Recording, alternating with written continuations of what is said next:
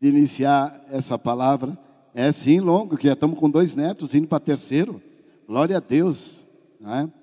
E eu gostaria nós estaremos iniciando essa série, como vocês sabem, sempre na ceia, damos start uma série, e aí vem os pastores também trabalhando em cima dessa série. E a série agora é Siga-me. Essa é a série que está sendo colocada. E tudo isso tem a ver com tomada do reino. Ninguém toma o reino se nós não seguirmos o Jesus. Há um livro bem antigo já, em seus passos, o que faria Jesus. Muito interessante. E eu gostaria então de trabalhar o tema, e eu gostaria que colocasse a capa desse livro, que nós estamos utilizando. E os pastores estão lendo e trabalhando. Vocês, de John Stott. Essa capa vocês podem, eu pedi de propósito, obrigado Paulo por ter colocado. Eu quero que vocês deem uma olhada nessa capa. Ok? Agora, o que tem nessa capa? Tem uma questão interessante nessa capa. O Marco Verdinho não. Ela tem uma raiz. E eu quero falar com vocês um pouco, quero introduzir com esse conceito. Aí é um conceito. Quem fez a capa pensou no conceito. E eu quero trabalhar exatamente o conceito que está por trás dessa brincadeirinha aí interessante. Então, quero, pastor Cláudio, iniciar orando, pastor Cláudio, orar por mim e pedir a bênção de Deus sobre minha vida nesse momento.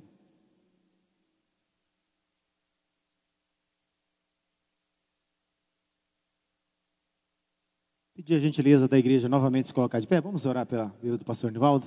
Estenda suas mãos para cá.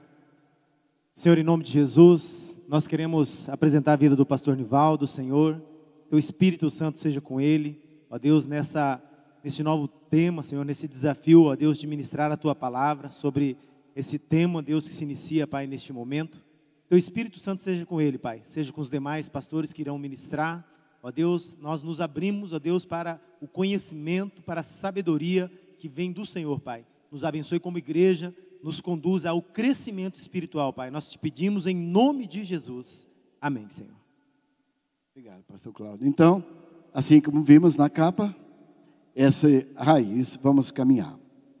Então, nós vemos nessa capa, tem 2 vocábulos ali, discípulo e cristão. Vamos pensar no primeiro vocábulo, cristão. E nós encontramos aí a palavra cristão no Novo Testamento, pelo menos 3 vezes. E nós encontramos em Antioquia, o povo estava na cidade Antioquia da Síria, uma cidade populosa, uma cidade bem antiga, e eles foram chamados de cristãos ali em Atos capítulo 11, verso 26, eles foram chamados de cristãos. Foi a primeira vez que o texto no Novo Testamento menciona a palavra cristãos. Então, essa era uma cidade internacional da Antioquia e da Síria, de Antioquia da Síria, perdão. Era a maior capital na época. Ela foi fundada em cerca de 301 a.C., já no período do Novo Testamento, ali no 1º século depois de Cristo. Antioquia da Síria era uma das maiores cidades do Império Romano. Uma população aproximada de 500.000 habitantes. Para aquela época, uma cidade metropolitana. E foi nessa cidade que os discípulos de Jesus, pela primeira vez, eles ouvem alguém chamá-los de cristãos. E para indicar, eu quero para indicar algo que era diferente, indicar que eles tinham uma etnia diferente, para indicar que a forma como que eles falavam era diferente,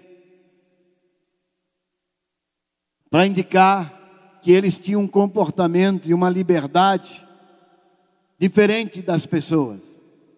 A linguagem, a fala, o comportamento, o jeito de ser dos nossos irmãos nesse primeiro século demonstrava algo que era diferente daqueles que estavam sobre Roma. E o que é que eles têm que é diferente? O que tinha nesses cristãos agora chamados pela primeira vez? A segunda vez que eles são chamados, que aparece a palavra cristão, é quando Paulo estava sendo julgado. Agora já a história de Paulo já passou, ele já é convertido, ele já caminhou, e agora ele está diante do rei Agripa. E agora ele está sendo julgado. No livro de Atos, capítulo 26 a 26, 28, vai dizer o seguinte: por pouco me persuades a me fazer cristãos, disse o rei Agripa. Por pouco. E ele então usa expressão cristão, porque essa expressão cristão já havia ocupado. Então, Atos 26, 28. Já estava no conceito da população a diferença entre cristãos e não cristãos. E assim, por ser discípulo, aqui eu quero já começar a introduzir algo diferente.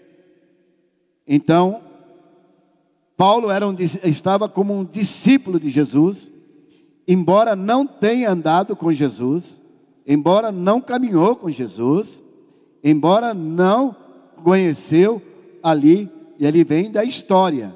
Ele pega quem ele conheceu Jesus, porque falou com ele em aramaico de forma sobrenatural. Não porque andou com os discípulos, mas Deus o fez apóstolo, um discípulo. E ele de fato se torna um discípulo, porque ganhou uma empatia, uma singularidade com Cristo. Um cristão, então, o discípulo, o cristão, remete aos que têm um relacionamento íntimo com Deus. 1 Coríntios 11, 1: sede meus imitadores, como eu sou de Cristo. O texto está dizendo em Coríntios: sede meus imitadores, siga-me, sede meus imitadores, como eu sou de Cristo. A terceira vez que aparece a expressão cristãos é com o apóstolo Pedro.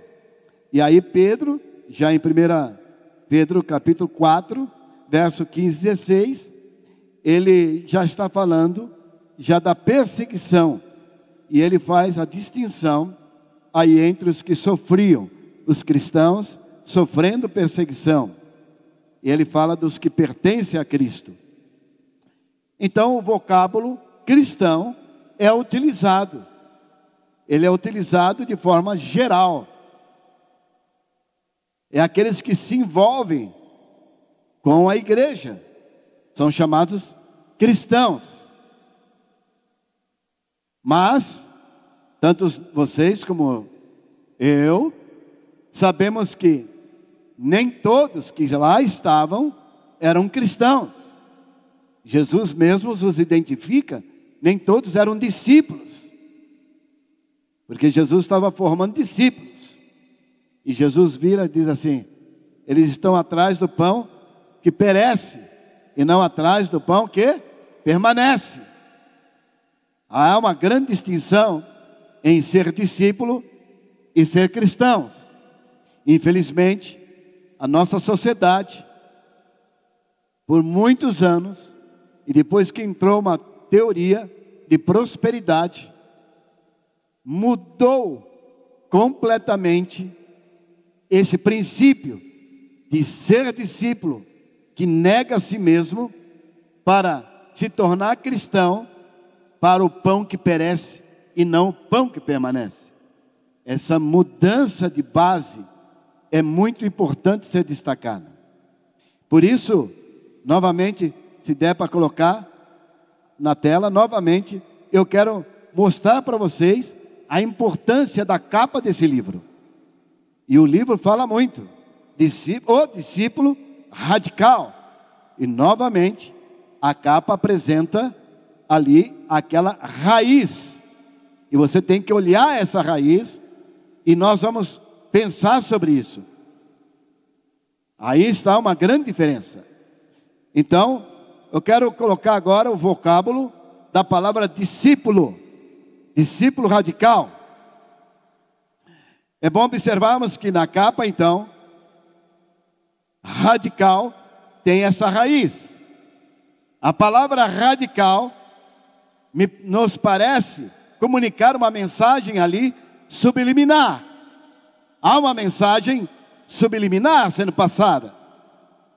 O que me levou a pensar na morfologia, isto é, no estudo das palavras, considerado indicar a menor partícula da significação das palavras, e pode ser classificado em 6 tipos: desinência, raiz, radical, afixos, prefixos, sufixos, tema e vogal.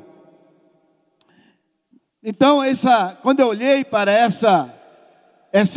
esse livro, a capa dele, e para essa raiz, me levou a pensar exatamente no radical, e pensar então na língua portuguesa. Precisei, claro, de me utilizar das professoras de português para relembrar o insight que Deus estava me dando. Deus estava trazendo uma revelação, e eu queria me aprofundar e ver dizer: estou certo aí, irmã Jaci, estou certo, Lu, estou caminhando corretamente, beleza?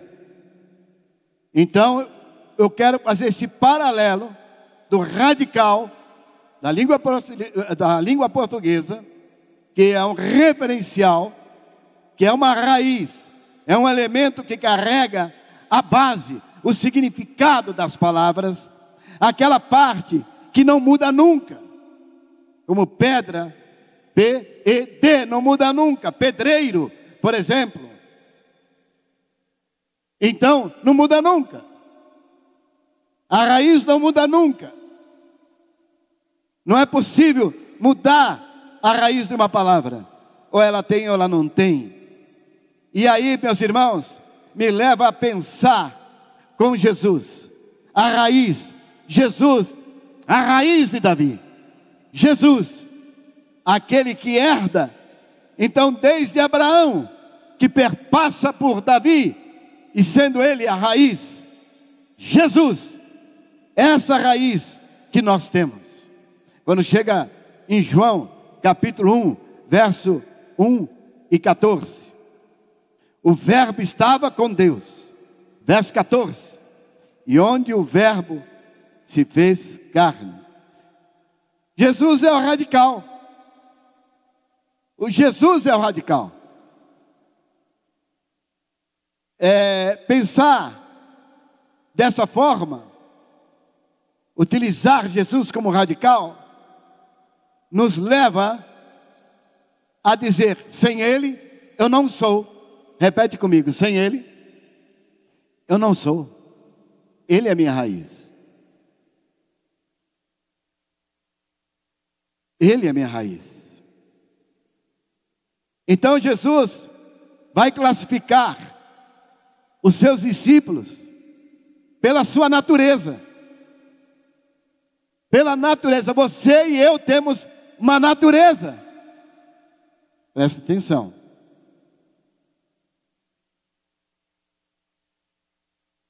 Em João capítulo 15, verso 19 e 20.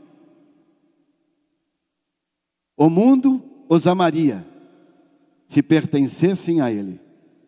Mas você já não faz parte do mundo. Eu os escolhi para que não mais pertençam ao mundo. E por isso, o mundo os odeia. Vocês se lembram do que eu lhes disse? O escravo não é maior do que o seu senhor. Uma vez que eles me perseguiram, também os perseguirão. E se obedecerem à minha palavra, também obedecerão à sua. Veja que Jesus, ele faz então a distinção muito clara. Ele chama de discípulos. E discípulo é aquele que tem raiz, é aquele que tem a natureza. Não é um cristão como nós conhecemos. Falamos cristão, qualquer um que fala que crê em Deus. Mas discípulo não. Discípulo é aquele que tem a sua raiz. Ele é a videira. Nós estamos enxertados na videira.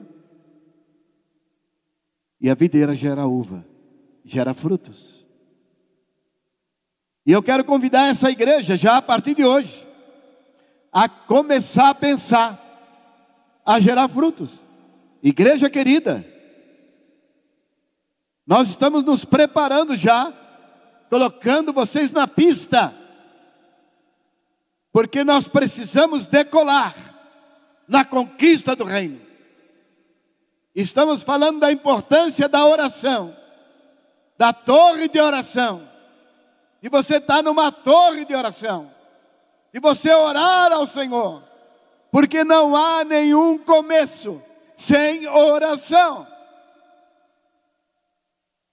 O discípulo que despreza a oração, ele é cristão. Porque discípulo ouve aquela voz: orai sem cessar.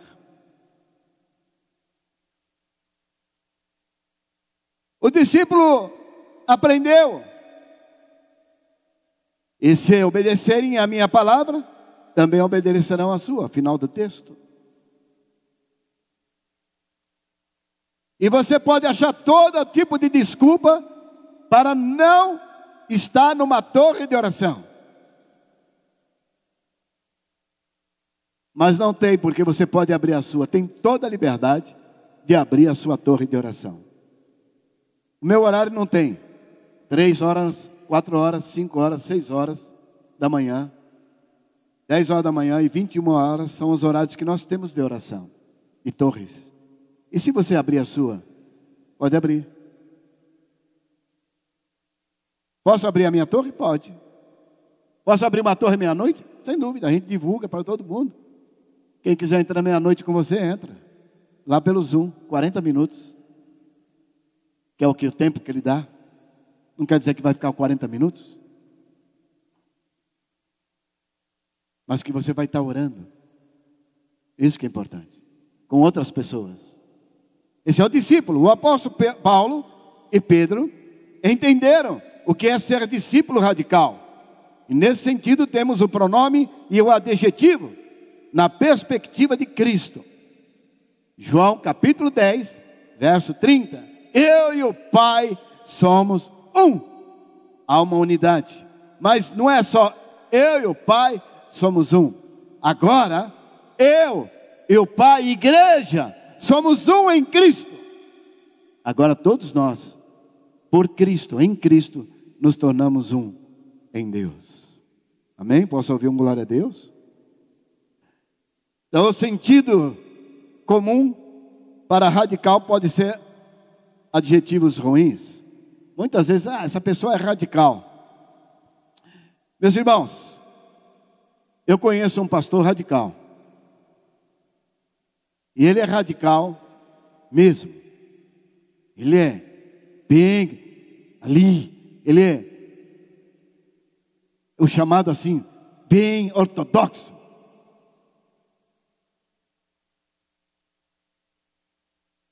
E ele é aquilo. Mas eu gosto dele.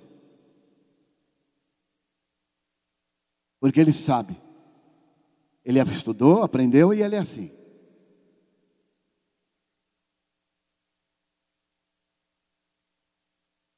Mas eu conheço outros que também têm a mesma firmeza e entende o Evangelho de uma forma um pouco mais diferente, dando lugar mais à obra do Espírito Santo. Esse aqui mais radical, não dá mais liberdade ao Espírito Santo, era para aquela época. Esse aqui mais liberal. O importa é que seja radical naquilo que você conhece. Você não pode ser leviano. Radical você precisa ser. Leviano não. Eu sou radical naquilo que eu creio. Eu creio nos dons das línguas. E por quê? Porque eu sei. Desde 23 anos de idade. Sei lá, eu acho que é isso.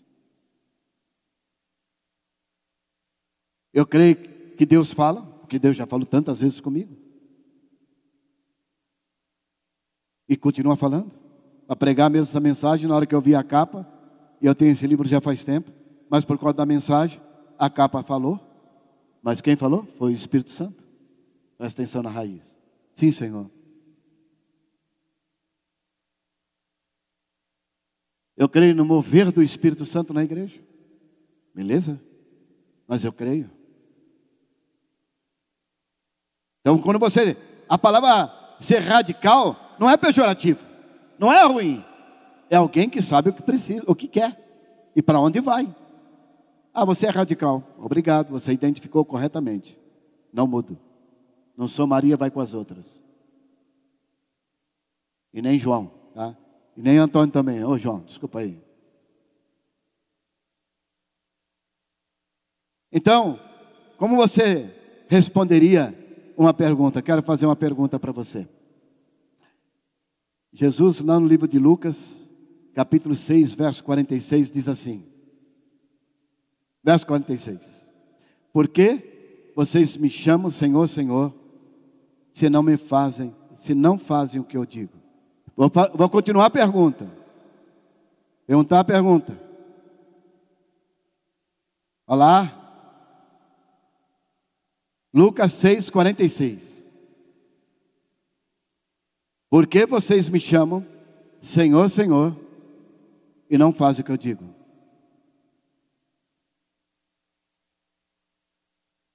Por que me chama de Senhor, Senhor, e não fazem o que eu digo?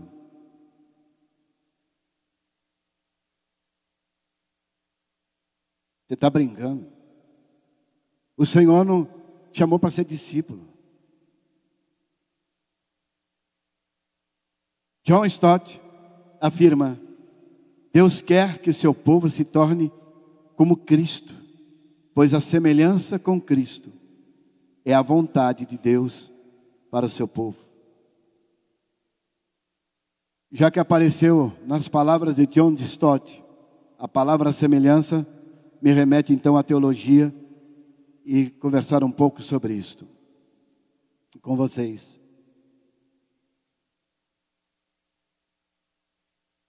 No mundo contemporâneo, ser cristão faz parte do fato de uma pessoa crer em Deus. Mas o que desejamos é dizer que o discípulo é radical por conta da sua imagem e semelhança. Não é por aquilo que diz. É por causa da imagem e semelhança. Em Gênesis capítulo 1, diz verso 26 e 28. Então Deus disse, façamos o ser humano a nossa imagem e a nossa semelhança, nossa imagem. Ele será semelhante a nós. Dominará sobre os peixes do mar, sobre as aves do céu, sobre os animais domésticos, sobre todos os animais selvagens da terra, sobre os animais que rejeitam pelo chão. Assim, Deus criou os seres humanos à sua própria imagem. A imagem de Deus criou. Homem e mulher os criou. Então Deus abençoou. Sejam férteis e multipliquem-se, encham, governam a terra, dominem sobre os peixes do mar, sobre as aves dos céus e sobre todos os animais que rastejam pelo chão. Façamos o ser humano a nossa imagem, ele será semelhante a nós, diz o texto. Deus agora em nós, Deus imanente, Deus em nós. Então estamos falando de similaridade, estamos aqui falando de qualidade, qualidade é similar, semelhante. Então, você já recebeu, já percebeu, aliás, que já são duas palavras que carregam um significado profundo. Ser discípulo é ser semelhante. É ser semelhante.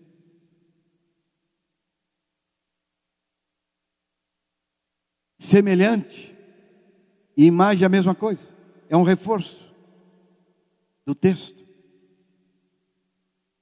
E não devemos nunca atribuir esses valores a nós mesmos, porque o ser humano em si mesmo é incapaz de atribuir qualquer adjetivo a si mesmo. Nós nunca conseguiremos ser semelhante se não for por Ele. Nós nunca seremos, então, essa imagem e semelhança se não for nele. Quando nós estávamos lá no Éden, éramos semelhantes à sua imagem. Quando caímos e perdemos essa alegria, caímos em pecado, perdemos essa natureza. A natureza divina já não está mais em nós. E por isso Jesus veio ao mundo para restaurar a natureza caída e devolver a nós a semelhança.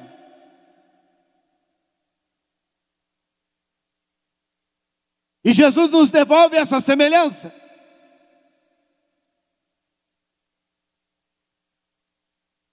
Como eu estava dizendo ontem na classe de batismo, adquirimos a unção e o poder do Espírito Santo, agora ligados a Ele, salvos. Nosso espírito agora tem vida, estava morto e agora tem vida. O espírito está vivo, mas Paulo vai dizer assim: o bem que eu quero fazer não faço, mas o mal me persegue. O que ele está falando? Eu aprendi no mundo a andar mancando. O mundo faz assim, eu também faço. E agora que eu tenho Jesus, eu não preciso mais de mancar, mas eu tenho o hábito de mancar. E eu preciso desinstalar esse hábito. E como faz isso? Demolidor de fortaleza. Faz o Liberdade em Cristo. E vocês vão aprender a fazer o demolidor de fortaleza para desinstalar comportamentos pecaminosos. E como que eu faço isso? Com um novo conceito. Aí, Carl Rogers. Um novo conceito. Um novo valor. E qual é esse valor? Na minha base de crença? A palavra de Deus. E quando a palavra de Deus entra na minha base de crença, ela produz em mim, porque ela é de Deus e porque ela é viva. Não é uma palavra vazia, não é uma palavra conhecida pela sociedade, não é um comportamento aprendido coletivamente, socialmente, que me determina meu comportamento, ou do brasileiro, ou de português, ou italiano, ou comportamento japonês. Essa base não, essa base agora é diferente. Essa base de crença tem vida, ela tem Jesus, e Jesus é a vida, Ele é a ressurreição, Ele vem para expressar aquilo que a minha vida, no Espírito Santo, ligado com o Espírito de Cristo, está gerando em mim. E essa vida, quando entra a palavra de Deus, que é viva na minha base de crença, ela produz vida. E ela começa a produzir uma alegria. E essa alegria jamais vai sair. E ela começa a mudar a minha base de crença. E por isso a renovação da mente, pela palavra, a renovação da base do comportamento humano, precisa ser mudado. Não por aquilo, minha discípula, o meu discipulador disse isso. Não, o que a Bíblia diz que é. E quando a Bíblia diz que é, gera em mim uma glória e uma graça, e uma força para mudar aquilo que me faz mal. O quê? O hábito de continuar pecando, continua gerando mau cheiro. Por quê? É comportamento pecaminoso. E esse comportamento pecaminoso, não dá para seguir Jesus com ele. Quando Jesus diz para os discípulos, sigam-me, ele está dizendo assim, negue-se a si mesmo. Negue teu comportamento pecaminoso. Negue essa cultura maldita. Negue e venha a mim e me siga. E eu vos farei pescadores de almas. Aleluia. Vocês estão entendendo? Ser semelhante a Cristo? Vocês estão entendendo a profundidade teológica aqui? O que o Senhor está falando? Deu em Cristo. Agora esta imagem é restaurada por Jesus. E passa a ter um relacionamento genuíno. 2 Coríntios capítulo 3, verso 18. Portanto, todos nós, dos quais o véu foi removido, podemos ver e refletir a glória do Senhor. E o Senhor, que é Espírito, nos transforma gradativamente a sua imagem gloriosa, deixando-nos cada vez mais parecido com Ele. Aleluia. Parecido com Ele. E conforme você vai sendo parecido com Jesus, sabe o que vai acontecendo? Você vai gerando no outro a glória de Deus. Porque você é luz, a luz do mundo. A glória de Deus começa a transparecer através de você. E não é nem o que você diz, mas é o que você vive.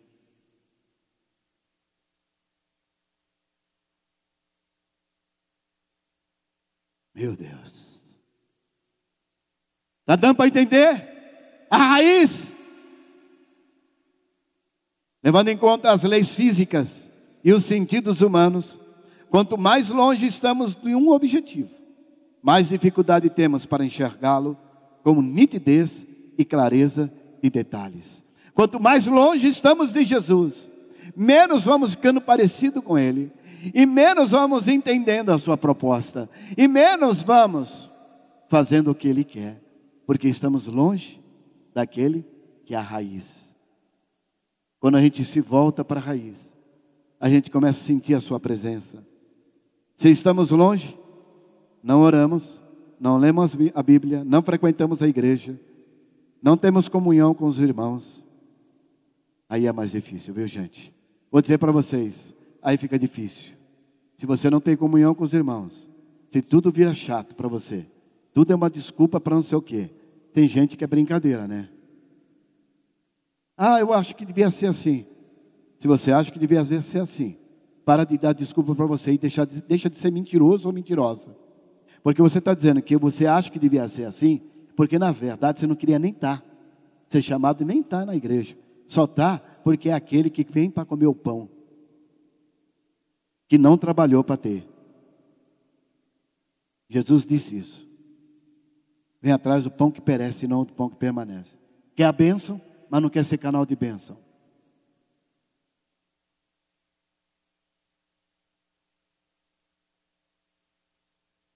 Por que me chamas de Senhor, Senhor, e não faz o que vos mando? Seguir a Cristo é uma proposta. E que a igreja precisa ser radical na palavra, na intimidade com Deus. Não é ser radical como eu fui criado, não. Radical não podia usar chapéu. Eu me lembro que na ata de uma igreja batista estava lá: é proibido usar chapéu porque é vaidade. Pelo amor de Deus. Estava lá. Esses bonés aí, ó, não é vaidade, não pode. A igreja foi se perdendo.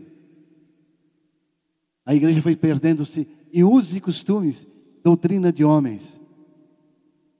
Se não quisesse chapéu, pregasse sobre Cristo ressurreto, que morreu por todos nós. Vamos parar de ficar com religiosidade e vamos para aquilo que interessa. Meu irmão, você está orando, você está jejuando, você está se consagrando, você está lendo Bíblia. Essas são as disciplinas essenciais para a vida do crente. O resto é conversa fiada para desviar do ponto central. É isso. Vocês estão entendendo? Isso é semelhança. Glória a Deus, meu irmão. Glória a Deus, Ana. Porque o que o Senhor está chamando é cristãos verdadeiros. Não é cristão que quando o inimigo bate o pé assim, ó, some tudo. Nós estamos numa fase em que a igreja precisa se posicionar. E não politicamente. A igreja precisa se posicionar como igreja. A salvação para a humanidade. A igreja precisa se posicionar como serva de Cristo. E todos nós somos servos. E Cristo é o mordomo principal, que conhece tudo do seu Senhor. Nós, servos. Eu, servo. E a mim e aos pastores que aqui estão, somos mais servos e mais cobrados, porque a quem muito é dado, muito será requerido de nós.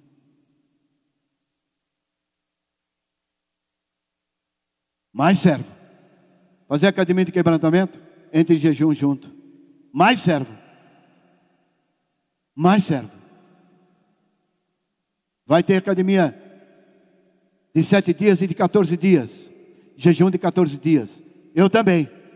Servo também. Junto com eles. Mas você vai dar conta? Vai, vou. E por quê? Está olhando para mim físico? Não. Mas aquele que disse: as tuas forças eu renovo a cada manhã. Pronto.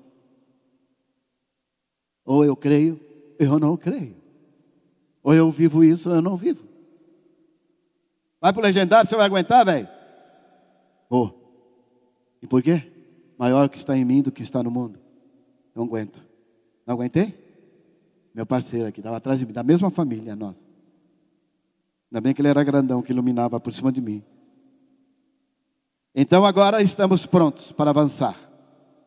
E eu quero ser um pouquinho mais rápido agora, porque eu queria trabalhar bem esse conceito com vocês. E eu gostaria de iniciar com esse segundo ponto, a diferença de níveis de comprometimento da igreja. O primeiro exemplo, Jesus nos mostra isso ao contar as parábolas do bom samaritano.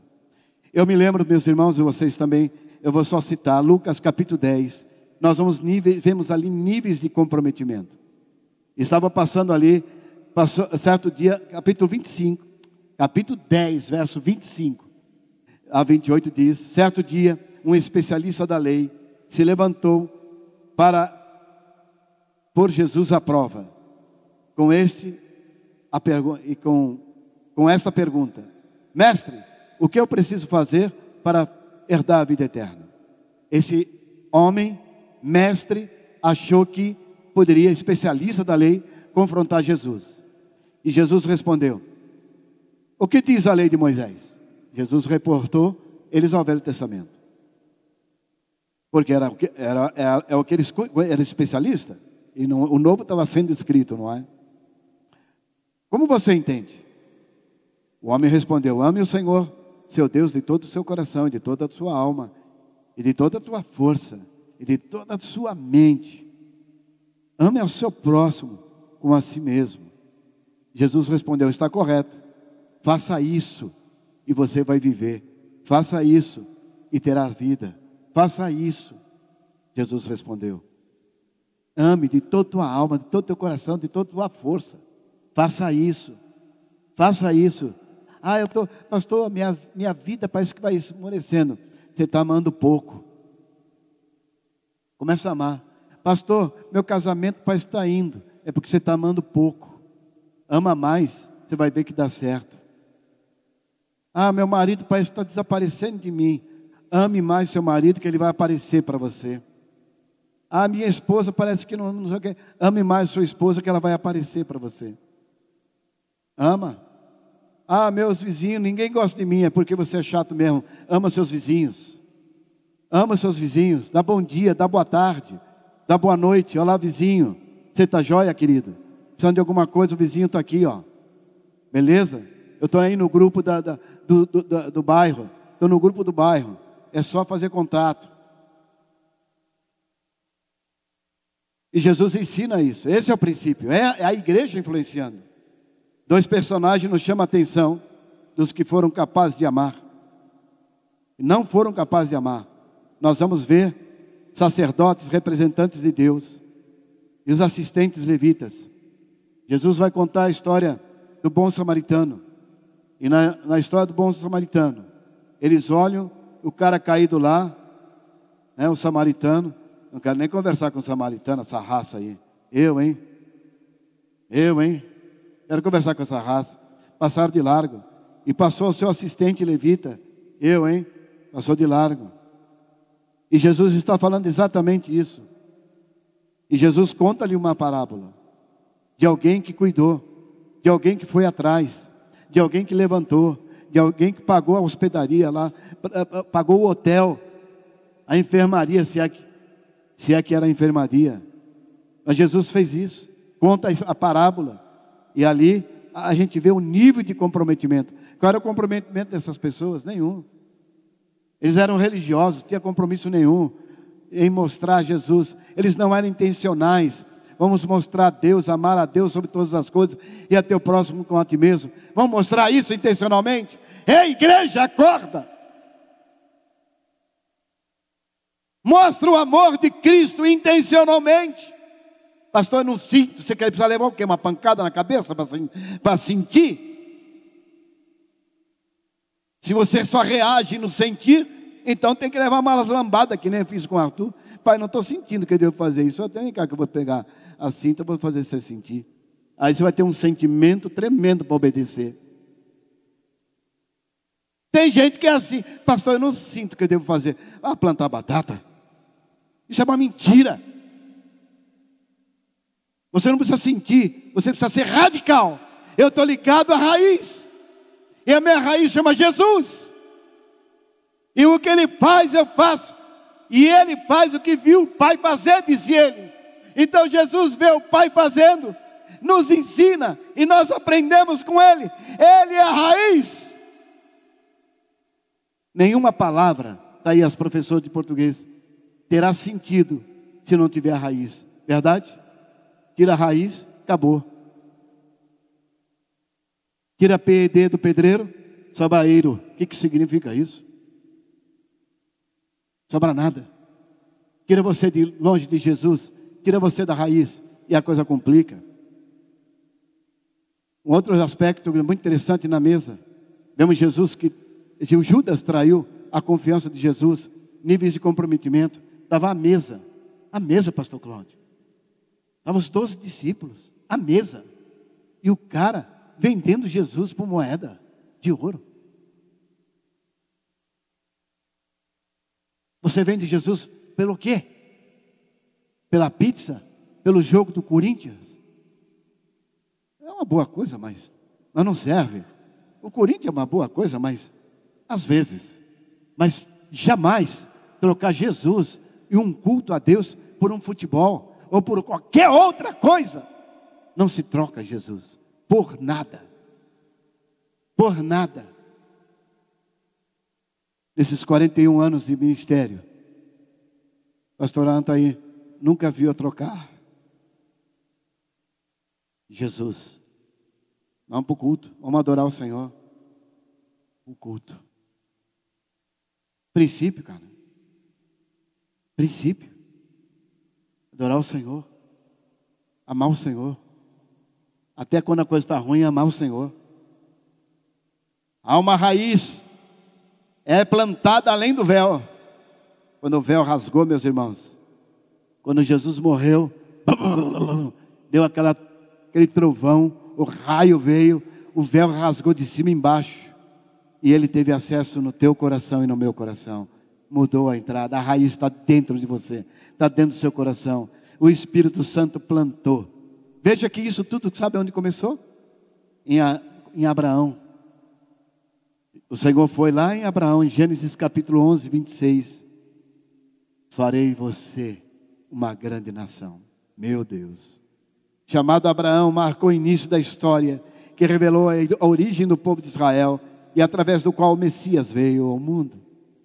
Abraão foi chamado por Deus, e respondeu com fé esse chamado, aceitando partir para longe, para uma cidade. Imagina, vai para lá. Para onde? Vai lá para o Nordeste, pastor Cláudio. Pega a Deise e aí a turma. Vai lá para o Cafundó, a cidade raiz tua. Vai lá. E o Senhor fala para ele, pega tudo. E vai. É fácil? É fácil desmontar uma estrutura de uma empresa toda, com tantos funcionários que Abraão tinha, e levar tudo embora para o Cafundó? Nem era Cafundó, nem nome tinha. Para onde é, Senhor? Cafundó? Não, eu te falo, no caminho eu te falo. Jesus amado, não tinha nem lugar para ir. Vai, para onde? Eu guio você, eu dirijo você, eu estou com você, eu falo com você, eu mostro para você, eu revelo para você, eu ponho meus anjos ao teu redor. Vai, vai, eu estou com você. Oh glória. Ei, aleluia. Vai. E depois nós temos uma aliança feita com Deus. E o seu nome passou a ser Pai de multidão, Pai fecundo. Gênesis capítulo 18. Então o Senhor disse: povo, devo esconder o meu plano de Abraão? Gênesis 18, 17 e 18.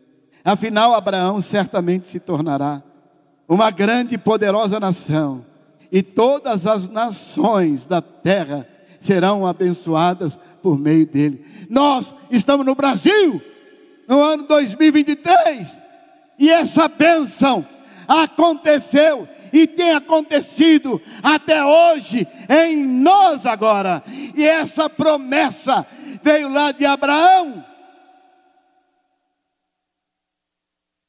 passou, caminhou, passa por Davi, e vamos lá na genealogia de Jesus, lá em Mateus. E você vai ver lá para a raiz de Davi. Jesus evidencia a promessa a Abraão, ao destacar Zaqueu sendo o filho de Abraão. Não sou eu que estou dizendo, irmãos. É a própria Bíblia falando da própria Bíblia. Gálatas capítulo 3, verso 16. Ora, as promessas foram feitas a Abraão e a sua descendência. Não diz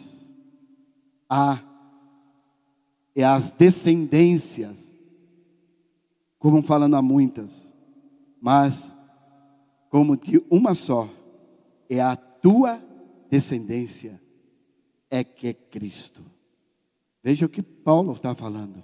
Paulo então resgata a história de resgate, desde Abraão, a promessa, e resgata e traz para hoje. Romanos 8, 29. Pois Deus conheceu de antemão os seus e os predestinou para se tornarem semelhantes à imagem do Filho de Deus, a fim de que ele fosse o primeiro entre os muitos irmãos. A semelhança. Eu tenho a semelhança. 1 Coríntios 3,18. Portanto, todos nós, dos quais o véu foi removido, podemos ver, refletir a glória do Senhor, e o Senhor, que é o Espírito, nos transforma gradativamente à sua imagem gloriosa, deixando-nos cada vez mais parecidos com Ele. Na eternidade saberemos, como pois veremos que Ele é realmente. Em 1 João capítulo 3, 2, amados, já somos filhos de Deus. Você pode dar uma glória a Deus? Já somos, mas Ele ainda não nos mostrou o que seremos quando Cristo vier. Mas sabemos, porém, que seremos semelhante a Ele, pois veremos como Ele realmente é. O apóstolo Paulo escreve à igreja de Éfeso, capítulo 5, verso 1 e 2. Portanto, como filhos amados de Deus, imitem em tudo que fizerem. Imitar. Imite. Toda criança, ela inicia imitando. Ela imita. Agora eu vou falar teoria de Piaget. Imitação, assimilação, acomodação, resposta. O Senhor está dizendo, imite. Mas é assim que tem que fazer, faz assim, Vitor, vai dar certo. E o Vitor começa a fazer. Aí o Vitor começa a assimilar, começa a ler a Bíblia, assimilar e começa a entender. E aí vai assimilando, vai entendendo, vai estudando, vai assimilando, vai compreendendo e vai começando a imitar Jesus. Imita Jesus, a glória dele se manifesta. Vivam em amor, seguindo o exemplo de Cristo, que nos amou e se entregou por nós, que como oferta e sacrifício com aroma agradável a Deus. Temos que ser, na vida diária, ser como Cristo, negando a nós mesmos, como Cristo. Cristo negou a si mesmo.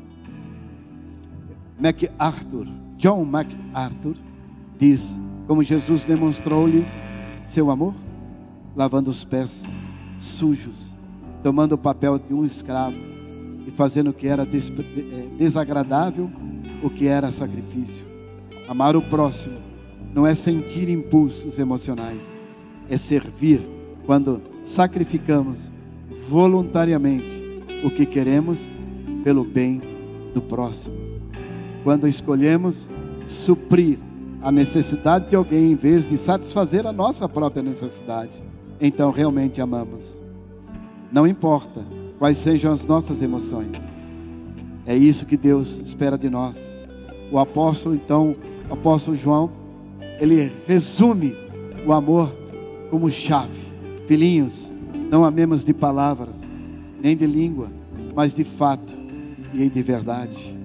E Jesus exemplifica em Efésios 5:25, maridos, ame cada um a sua esposa, como Cristo amou a igreja e se entregou por ela.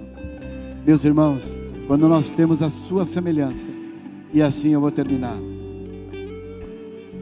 só mencionando, nós exalamos o fruto do Espírito Santo em Gálatas 5.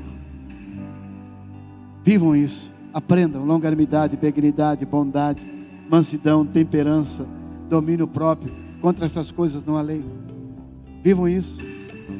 Põe a tua razão de lado, aquilo que você pensa de lado, e exerça o fruto do Espírito Santo. Somos chamados para amar até os que nos odeiam, como diz Mateus 5:24. Pensa em uma pessoa que você não gosta. Pensa aí, pensou? Essa aí, então. O Senhor está falando para você amar. Mas eu lhes digo: ame seus inimigos, ore pelos que os perseguem. Mateus 5:44. Concluindo, se vivemos a vida de Cristo em nós, qual seria a consequência? Sem dúvida, essa cidade de Campo Grande estaria salva, nosso Brasil estaria salvo, estaríamos sendo perseguidos de fato, porque a perseguição, Satanás sempre vai estar trabalhando, mas nós havia muitas almas salvas, muitas pessoas vendo a diferença do justo e o injusto, aqueles que amam a Deus e os que não amam a Deus. Eles estariam vendo a própria mensagem que exala através de nós. Os cristãos têm que ser semelhantes aquilo que falam. Tem que ter congruência na fala. A comunicação acontece fundamentalmente a partir da pessoa, da raiz que ela carrega, e não de palavras e ideias comuns, soltas, jogadas ao vento, descompromissadas consigo mesmo e com aquilo que ela propõe. É mais íntimo das pessoas que a autenticidade. É se fazer entender que agora se transmite com eficácia, basicamente a autenticidade de Cristo em nós, a vida de Cristo em nós.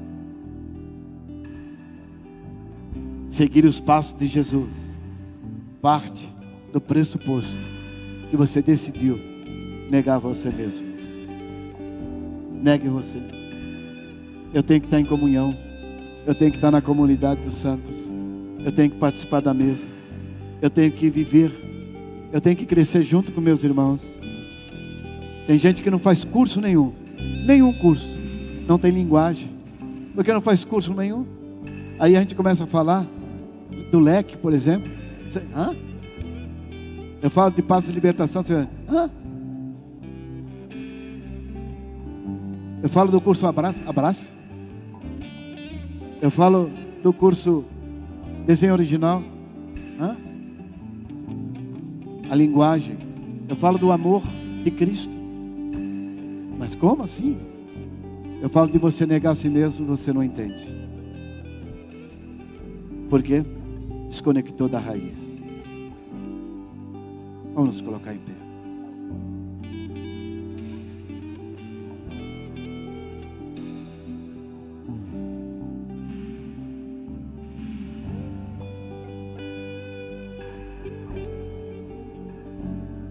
Pai querido, eu sei que para nós os humanos, seguir ao Senhor é um processo de negar a nós mesmos. É um processo contínuo de negar a si mesmo. Pai, quanta coisa temos que estar negando, e nós sabemos que negar sozinho é difícil. Precisamos de companheiros de fé, precisamos estar juntos, precisamos estar sendo animados e animando outros. E eu quero te pedir a Deus, que essa igreja, de forma coletiva, ó Deus, que essa igreja possa se unir em amor, ó Deus, em amor, um ajudando o outro e dizendo ao companheiro: esforça-te, vamos, você é capaz, você pode. Que nós sejamos uma igreja de animadores, de pessoas que animam o outro, aquilo que é a essência do aconselhamento. O aconselhamento nada mais é, Senhor, do que animar o outro. Animar o outro. Pai, que nós sejamos alguém que gera ânimo no outro pela Tua palavra. Pai querido, eu te peço isso. Manifesta a Sua glória sobre essa igreja. E que, se houver aqui pessoas que sejam muito críticos, que são contrários do que diz o aconselhamento, que é aquilo que o Senhor é conselheiro, o Senhor nos anima, o Senhor é o conselheiro, o Senhor é que nos inspira, o Senhor, a essência do Senhor é nos animar. Então eu te peço, Pai, remova, ó Deus, essa linguagem de crítica, que não eleva ninguém, mas que haja, Senhor, na cabeça dessa igreja sabedoria para ver algo possível nas pessoas e motivá-las, Senhor, por aquilo que é possível. E ela sendo motivada, ela começa, Senhor, a ganhar vida. E naquelas áreas, Senhor, que ela estava tão afundada, ela possa gerar vida ali também. E pelo ânimo que ela recebe, ela possa crescer e desenvolver. Pai, eu quero abençoar a sua igreja. Quero pedir a tua bênção sobre esse rebanho. E que a graça salvadora de Jesus Cristo, o amor de Deus e a consolação do Espírito Santo de Deus Pai possa estar com todos vós e com todo o povo de Deus espalhado pela face da terra, agora e para todos sempre. Amém. Bem, momentinho só, irmãos.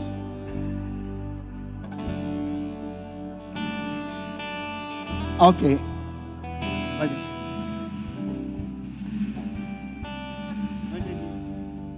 Tem um aviso importante.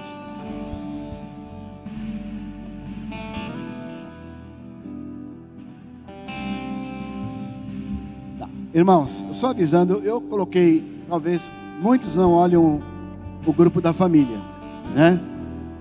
Mas eu fui colocando em vários grupos uma fala minha que o jantar ele foi cancelado, né? Então nós teremos só o culto na quinta-feira, no dia 7. Só teremos o culto e um bolo para a gente celebrar. É isso que vai ter. Então nós vamos estar celebrando, vamos ter um momento de comunhão aqui e vamos ter. Então no dia 7 é isso que mudou na nossa programação. Nós tiramos o jantar, até mesmo por vários fatores financeiros, e então está agora o culto, totalmente o culto, e com uma celebração de bolo. O Pulse está dizendo que eles vão vender a janta, porque eles querem ajudar. Quando você adquirindo a jantinha aqui, a janta, R$25 já está dando preço aqui.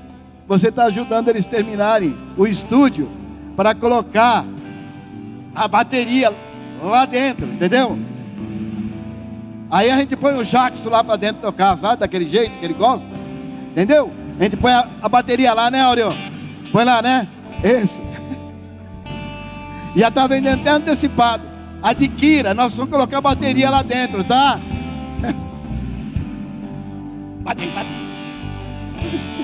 Deus abençoe vocês, vão em paz.